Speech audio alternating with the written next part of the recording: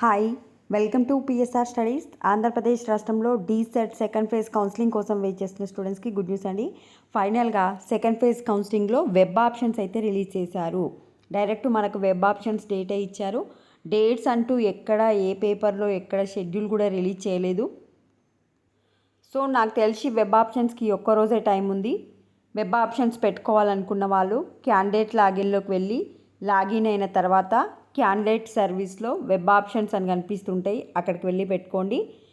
మనకు ఈరోజు రేపు టైం ఇచ్చే అవకాశం ఉంది వెబ్ ఆప్షన్స్ పెట్టుకోవడానికి.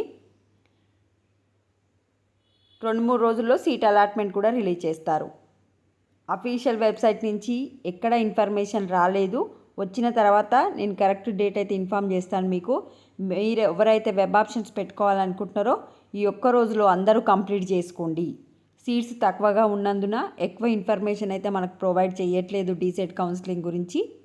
సో వెబ్ ఆప్షన్స్ అందరూ పెట్టుకోండి సీట్ రాని వాళ్ళు.